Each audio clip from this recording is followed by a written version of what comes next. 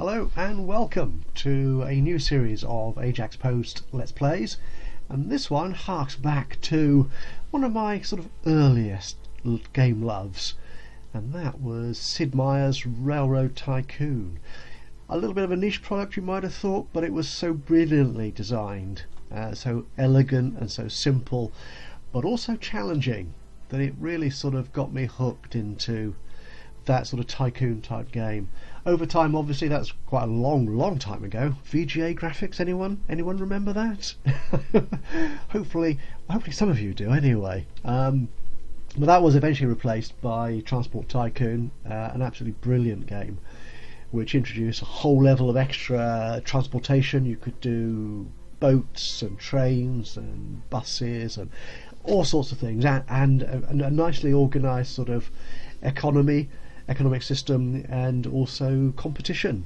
So you had to fight against other people trying to gain business from the towns and industries across the world, and that was quite a challenge in itself. So it was possible to actually lose the game just by not making enough money and just being out competed, going against a better business brain in the game. There was competition, if I remember right, in Railroad Tycoon. Yeah, but it's such a long time ago since I played it. Anyway, this is kind of a new flavour of that, but it misses out on the competitive edge. So there's no competition in here, so it's kind of a SimCity meets Railroad Tycoon, or perhaps Transport Tycoon, because it does include both trains and road transport. It doesn't go as far as aeroplanes and boats and stuff, but it's got a nice mix of land-based transportation at least. But it doesn't have the competition, so it's more of a builder than anything else. And it's certainly got an upgrade in terms of modern graphics, at least from Transport Tycoon and the like. It's not sort of leading edge graphics, but as you can see, it all looks rather nice. And as we'll see when the game goes through, there's all sorts of people that wander around and have lives and need to go places within the city. And it all works rather nicely. But anyway, what we're going to do, I've created an English map. I'll put all the details of the map up that I'm playing. It's been designed, or I've selected rather, English map and English town names, many of which I recognise. I've got English largely so I can be sure I can pronounce most of them. Yeah, I don't see any in here that should be a problem for me. Anyway, this is the very first stage. I'm starting in 1850, right at the very beginning of the world that you can play. You can play later, which I often do, to be honest, but I thought I'd play this starting right at the very beginning. And so what I've done, I'm going on medium difficulty, so I think that limits me, I think, to the 2 million bank loan. And I'll talk about how I deal with that when we go through the play. So the first stage is to get a sense of where the money's coming from. And what I tend to do is go for a town and create a safe local bus route or two within that town. So you need to find the town with the largest population, which is Teignmouth, which is over here. I'd rather it was in the middle, so I can build out from that, but that'll do. Nicely enough, actually, it's on a riverbed here, so the gradients, I put the contour lines up on here, so it's got a reasonably flat path through to one of the next sort of largest towns, Fakenham. As you can see here, over 200 population apiece, and they're also reasonably nicely set up with industries around, which industries, cargo transport can be really profitable, so getting an early start into profit on the game is important, so I'll be playing with that. So that's what I've done in terms of looking around and deciding on what I plan to do. Now what I'll do here is I will cut the video for a while and I'll play for a couple of years while I just set up the basic starting routes and placements of my depots and bus stations and so on, and then we'll come back, see how that's going well, and then we'll move on and develop the network infrastructure from there. So for now, I'll pause, at least the video, get this set up and come right back to you. Bear with.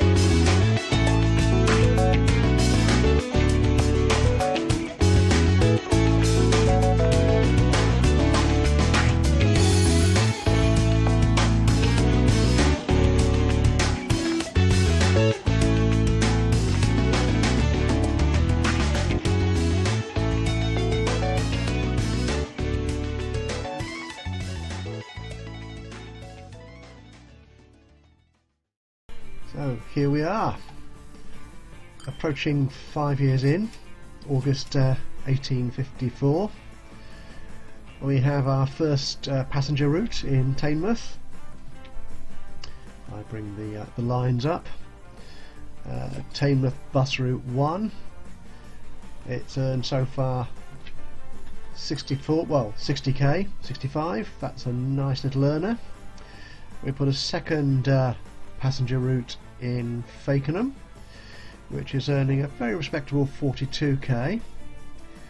But best of all are the cargo routes. We put in our first route, taking us from the lumber mill, the forest in Guisborough, taking it to a sawmill over here. Thank you, the Teignmouth sawmill, and that then sends the lumber products back down to Teignmouth. We have two routes here: the the Guisborough wood, a nice 103k.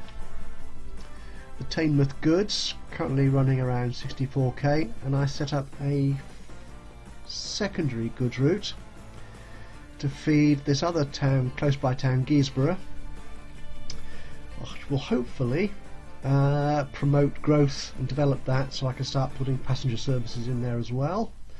I initially got that route entirely wrong and was actually feeding wood directly to Guisborough, so I've incurred a degree of cost for that, but I've rerouted it so it should now take the sawmill products from the sawmill there into Guisborough. It'll take a while for that one to start earning money. I've also started, I don't like having money, just paying interest on money for which is not being used, so I paid down 500k of the loan, which should reduce my loan interest here by an amount. But as you can see, this year already, we're approaching December, we're 130 odd k in profit, which is very nice. So we'll see what happens at the turn of the year. 29, there we go, we're about to turn over. Excellent. So within 5 years we've set up, I've lost count already. 1, 2, 3, 4. Well, 4 profitable routes. Very nice profit. Be interesting to see if both Teignmouth and Guisborough goods provide profit, if that actually supports that amount of goods. So that'd be an interesting little development. And with 2 very nicely functioning passenger routes, and I'm thinking of putting in a inter-town route, but that's going to cost me money actually to build the roads. I thought there was a road in here originally, but there isn't. I could either build a bridge over here to do that, which might be cheaper than having a road running across there. Probably not a lot in it actually. The bridge will cost money, but the length will cost money going there. It's reasonably flat, I think. What do our contour lines look like? Reasonably, but it could still be quite pricey. But we'll see, and that is where we'll start, I think, in the next episode. So that's it, my setup. I'll go into a little more detail of the mods and stuff that I'm using in the next episode, but I think this will be a nice starting point. So thank you very much for watching this, my first new Let's Play for Train Fever, and I hope to have you along for the ride, as it were, as we develop this English map and start making money. So from me, Ajax Post, and the Train Fever Let's Play, bye for now.